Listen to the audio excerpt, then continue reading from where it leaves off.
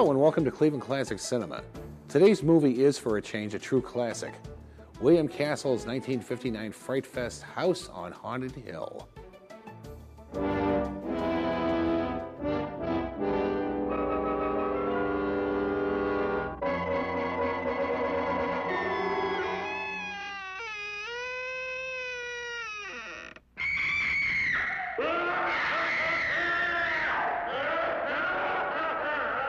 I'm Vincent Price, and you're invited to my party in the house on Haunted Hill, where so far the ghosts have murdered only 7 people.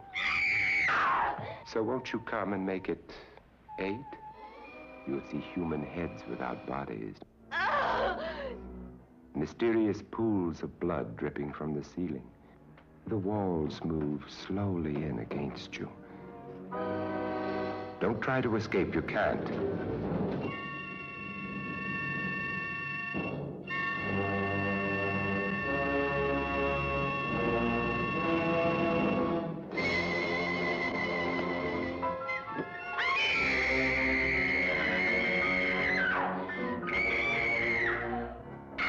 You ready, dear? No. Are you ready, dear? Yes, damn you.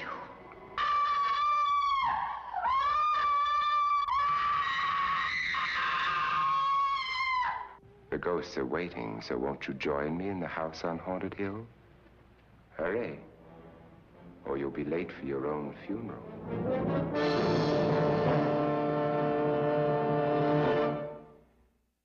I remember like it was yesterday the first time I saw House on Haunted Hill. It was the first movie shown on a new Friday night show on Channel 8 called Ghoulardi. I was about 6 or 7. My brother Mike and I were in the living room, supervised by my older sister Rita and her boyfriend at the time. I remember being deliciously terrified by this movie. I kept expecting the old hag on roller skates to come gliding out of the darkness in the music room at any moment and come after me. I had nightmares for weeks afterwards. It was great. Before we talk about the movie, let me tell you a bit about the man who produced and directed it, William Castle. William Castle was known in the late 50s and well into the 60s as the king of the gimmicks, and for good reason. Many of his movies had gimmicks designed to bring people into the theater. His first movie gimmick was ensuring every member of the audience against being scared to death while watching Macabre. Incidentally, at the premiere of Macabre, which was about a young girl who was kidnapped and buried alive, Castle arranged to be delivered to the theater in a coffin. At the prearranged moment, a hearse pulled up and the coffin was deposited on the sidewalk in front of the theater. When Castle pushed against the lid, it was stuck. He began pounding on the lid, yelling to be let out, but nothing happened. He eventually knocked himself out and, when revived with smelling salts, was told that everyone thought his being trapped in the coffin was part of the stunt. The Tingler employed a gimmick called Percepto, motors under the seats that would vibrate the butts of the people sitting in them at different points in the movie. My sister went to see this at the Riverside Theater, and one of her friends ended up in one of the wired seats. She told me about her friend screaming at the top of her lungs and just about going through the roof of the theater. 13 Ghosts had a variation on 3D called Illusiono. A card called a Ghost Viewer was handed out at the door to each patron. If you wanted to see the ghosts, you looked through the red filter, and if you were too scared, you looked through the blue filter. One of his early gimmicks almost backfired on him, however. The gimmick in Homicidal, which was called a fright break. Just before the climax of the picture, a clock appeared on the screen counting down from 45 seconds. Castle's voice boomed over the soundtrack and announced that if any member of the audience was too scared to watch the last 10 minutes of the film, they could go to the box office and get their ticket money refunded. It worked great for the first showing as no one left their seats, but during the second showing, about half of the audience trooped up to the box office for refunds. Castle was flabbergasted until he realized that the people who were demanding their money back were ones that had stayed over from the first showing. He solved the problem by using different colored tickets for each show. He then augmented the gimmick by creating the Coward's Corner. Yellow stickers in the shape of footprints ran up the aisles of the theater, leading to a box in the lobby, which was called the Coward's Corner. It was lit by a yellow light, and next to it was a woman in a nurse's uniform with a blood pressure unit on a table. The coward then had to submit to a test while a recording announced These cowards are too frightened to see the end of homicidal. Watch them shiver in the coward's corner. Coward, coward, coward. On top of that, they'd have to sign a yellow card reading, I am a bona fide coward, in order to get their money back. Needless to say, refund demands stopped instantly. House on Haunted Hill used a gimmick called Emergo. A black box was installed next to the screen with a 12-foot glow-in-the-dark skeleton hidden in the side. At the appropriate moment, the projectionist pressed a button and the skeleton, which was on a wire, shot out of the box, flew over the heads of the audience and up into the projection booth. The first time they tried it during a show, the skeleton slid out about 3 feet, stopped, and went back into the box. When the projectionist hit the button again, the skeleton shot out over the seats, slipped off the wire, and landed in the audience. By the third showing, they got it right. In his autobiography, Step Right Up, I'm Going to Scare the Pants Off America, Castle tells how he started his career in theater by bluffing his way into Bela Lugosi's dressing room after a stage performance of Dracula. After a number of years working on the stage as an actor and stage manager, he again bluffed his way into meeting Orson Welles and managed to wangle a lease on his theater, Stony Creek. After meeting a beautiful German actress and recent immigrant named Ellen Schwaneke and writing, over the course of one weekend, a play titled Not for Children for her to star in, he found that she had received invitations from Adolf Hitler and Joseph Goebbels to return to Germany and participate in the making of propaganda films for the Nazis, whom she hated. As no tickets for the show had yet been sold, she was terrified that she'd be forced to return to Germany. Castle assured her that he'd take care of it. He walked down to the local Western Union office and dictated this message. Cable to Adolf Hitler, Munich, Germany. Dear Mr. Hitler, Ellen Schwaneke turns down your invitation. She has positively said no. She wants nothing to do with you or your politics. She will not return to Germany as long as you remain in power. Signed, William Castle, producer-director, Stony Creek Theater, Connecticut. P.S. She's working for me now. He sent one copy to Hitler and a second to Goebbels. Then he took the invitations in the cable, had copies made, and went to the managing editors of every major newspaper in New York. Acting as if he had no idea what to do, he asked them their advice about the invitations and begged them not to publish the story. When he left, he accidentally left behind copies of the invitations in the cable. The next day, which was luckily a slow news day, 5 different papers ran headlines touting the girl who said no to Hitler. As a result, the tickets began to sell like crazy. On the downside, however, Ms. Schwaneke received insults and threats from the American Bundists, who were something like the late 30s version of today's American Nazi Party. Castle again took care of it by sneaking over to the theater in the middle of the night and vandalizing the place. He broke windows, overturned the box office, and painted a red swastika on the front door. At 8 a.m., members of the cast and crew woke him up and took him to the theater. A small crowd had gathered, and several people asked him if the play would open that night. He announced, "Ladies and gentlemen, Not for Children, starring Miss Ellen Schwaneke, will open as scheduled even if I have to get the governor of Connecticut to give us the state militia for protection." And that's exactly what he did. On opening night, soldiers with helmets and guns surrounded the theater and inspected members of the audience before allowing them to enter. It was, Castle remembered, one hell of an opening.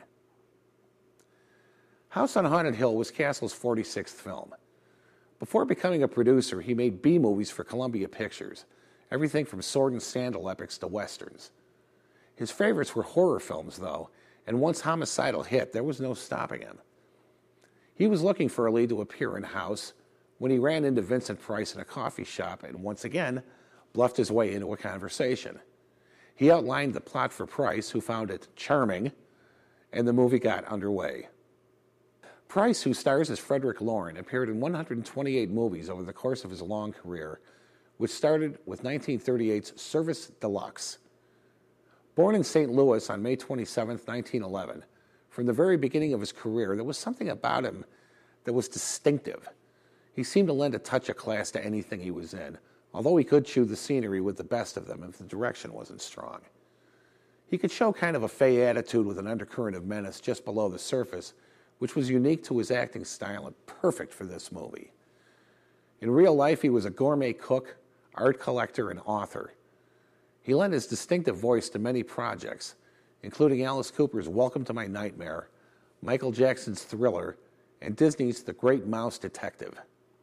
In 1982, director Tim Burton and his partner Rich Heinrichs made a stop-motion film called Vincent, a short about a young boy obsessed with Vincent Price. Price himself was so pleased with the result that he narrated the film. His last roles were as an elegant Russian count in The Whales of August and as the kindly inventor in Tim Burton's Edward Scissorhands. His final performance was in the made-for-cable movie The Heart of Justice. He died on October 23, 1993 in Los Angeles. Carolyn Craig, who appears in this movie as the constantly on the verge of gagging Nora Manning, appeared in 8 movies and 28 television series over the course of her career.